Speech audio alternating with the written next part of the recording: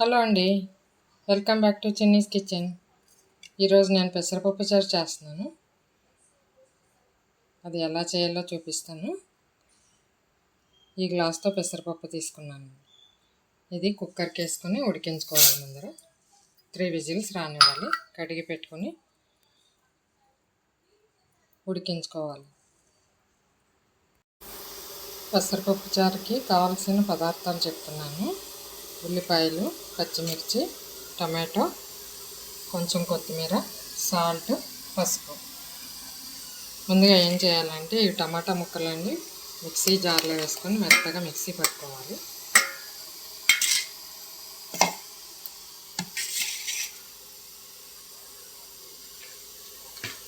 మెత్తగా పేస్ట్ చేసుకోవాలి.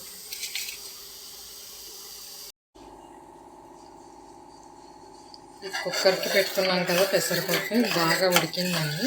ఇది ఈ బౌల్లోకి ట్రాన్స్ఫర్ చేసాను. ఈ తర్వాత ఉల్లిపాయ, పచ్చిమిర్చి కోసి పెట్టుకున్నాను కదా, అవి దీంట్లో వేసుకోవాలి. 2 ఉల్లిపాయలు తీసుకున్నాను. ఈ 2 టమాటాలు మిక్సీకి వేసి పెట్టుకున్న జ్యూస్ అండి, ఇది కూడా దీంట్లో పోసుకోవాలి. 2 టమాటాలు తీసుకొని మిక్సీకి వేసి పెట్టుకోవాలి.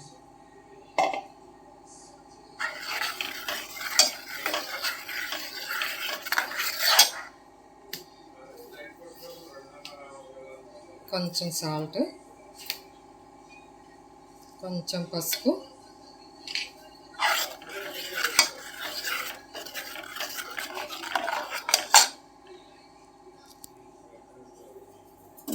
కొంచెం వాటర్ పోసుకోవాలండి.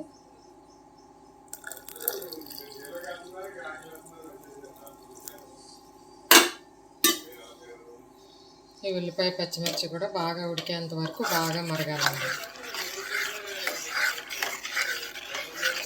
10 మినిట్స్ బాగా ఉడకాలండి.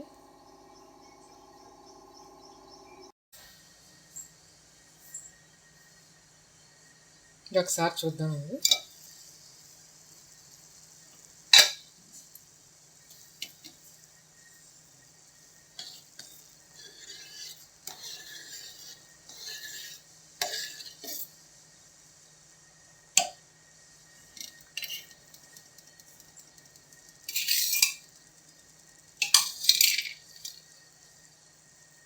బాగా మరుగుతుంది.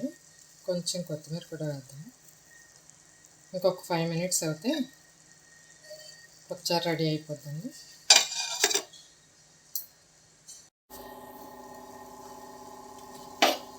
పప్పుచారు ఇప్పుడు చూద్దామండి. బాగా మరుగుతుంది.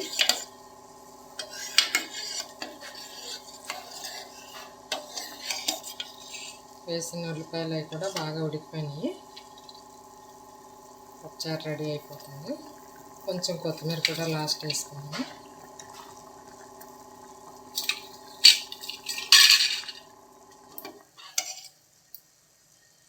ఒక పోపు పెట్టుకుందామండి. పోపు వేసుకుందామండి. దీనికి కొద్దిగా ఆయిల్ వేసుకొని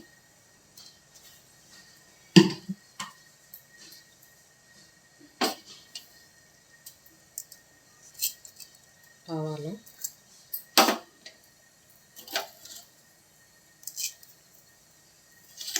జీలకర్ర,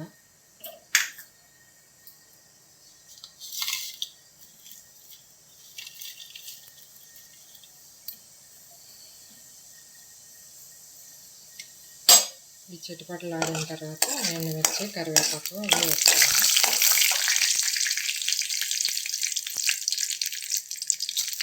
ఎండుమిర్చి,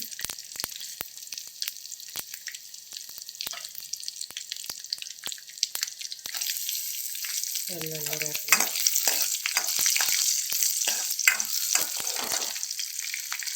కొద్దిగా కరివేపాకు.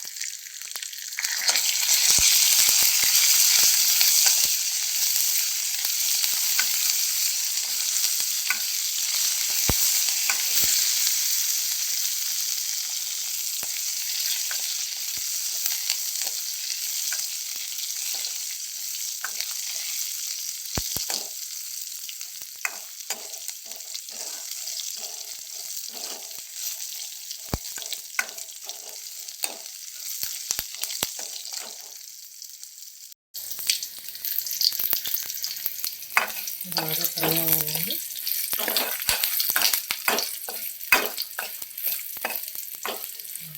ఇది వేగిపోయింది.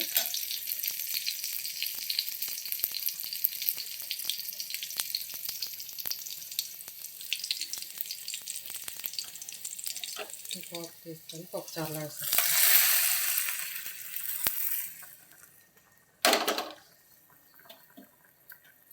స్టవ్ ఆఫ్ చేసుకున్నాము.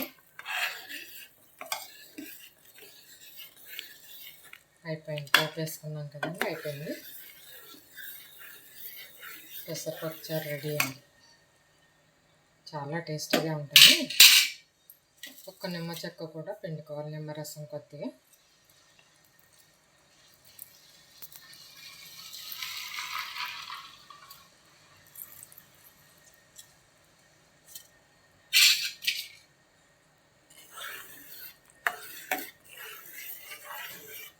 ఓకే అండి, రెడీ అయిపోయింది. అంతే అండి, పెసరపప్పు చారు రెడీ. నా వంట మీకు నచ్చినట్టయితే లైక్ చేయండి, షేర్ చేయండి, సబ్స్క్రైబ్ చేసుకోండి. Thank you for watching.